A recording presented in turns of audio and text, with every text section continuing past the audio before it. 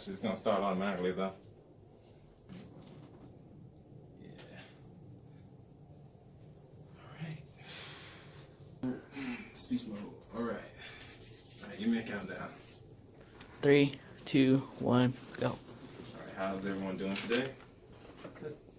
My name is Quinvario Curry, and this is my demonstrative speech on how to play Scrabble. So before we start off playing, there's a few things you're going to need, about 4 things you're going to need. You're going to need the actual game to play, a pen, a notebook to actually write down people's score, and a dictionary for if anyone wants to challenge a word.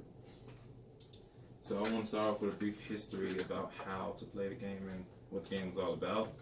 The game was made in 1948 by a man named Alfred Butz. He's not related to Butz Airfield in any way. If you know, in 1948, this was a very hard time in American history, around the same time as the Great Depression. And when this game went viral, I should say in any way, it gave a lot of people hope and lifted a lot of spirits during that time. So Alfred Butz has been making games for a very long time before that moment, and he's been trying to make word games very successful for a long time before that. But one of the things that he came into hindrance with was that the game wasn't very popular because it didn't have a score base like most card games. So the game did not really skyrocket until one of the CEOs of Macy, Jack Straus, actually played the game on a vacation trip that he had. He fell so in love with the game that he placed it in every Macy's, countrywide. And from there on, the game skyrocketed. So one of the things I'd like to say after this is, to start off the game, each player is going to pull one letter from the Scrabble bag. Right? That's all.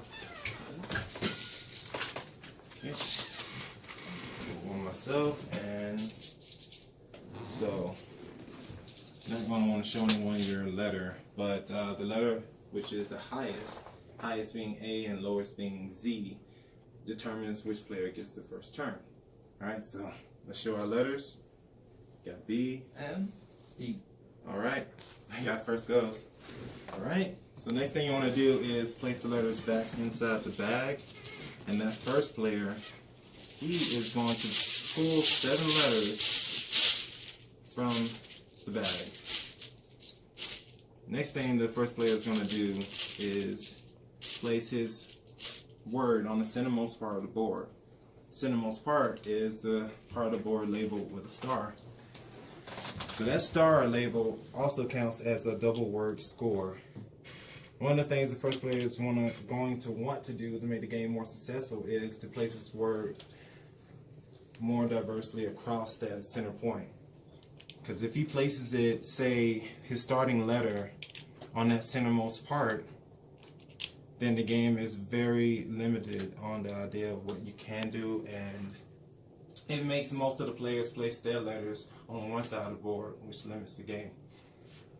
Right, so I'll start off by placing my first word here. And okay, the next thing that's going to happen is, after I place my word down, I'm going to want to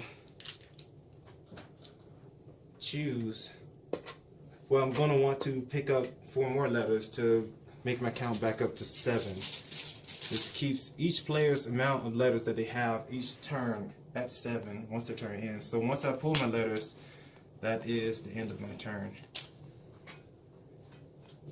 So 1, 2, 3, 4, 5, 6, 1 more, 7. So after my turn, the game is going to continue clockwise. So over to you. You're going to pull 7 letters, and from that point on, the idea is you can choose to either challenge my word as your turn or continue playing. So what happens when you challenge is you use the dictionary to basically say if my word is wrong or not. From that dictionary, if the word is inside of it, that means that you lose your turn and the game also continues clockwise. But if the word is inside, then I would lose my turn. I would have to retract my letters, and I would end up losing my letters and my score for that turn. So, one of the things I forgot to iterate, on my first turn, that since I got a double word score, you count all the letters, the numbers with the letters. And from that point on, you're going to calculate your score from there. So, with all the numbers, it adds up from 2, 3, 4, and 5. But with a double word score, you will add all those numbers up times 2 to give you your first score, which would be 10. So I'll put my score down here, and we'll go to the next person if he wants to challenge my word or not. And if he does not, then he would start to put down his first word, and the game will continue on from there. So as the game continues, how would you know it would end would be because there will be no more letters inside the Scrabble bag. And from that point on, if you have any letters still left on your board, on your little Scrabble piece here, you would end up subtracting the amount of letters from your actual score, and that would give you the winner of the game. So, from then on, my name is Converter Curry. This is my speech on how to successfully play Scrabble, and thank you for listening. We're going to continue playing.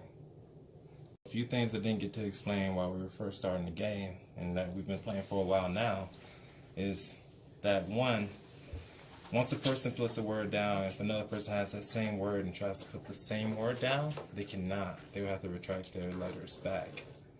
Another thing is, after you actually scored a label already on your turn, so say if it's triple or quadruple letter score, after your turn ends, that label is null and void. So if another person tries to use it, it will only count for the letter.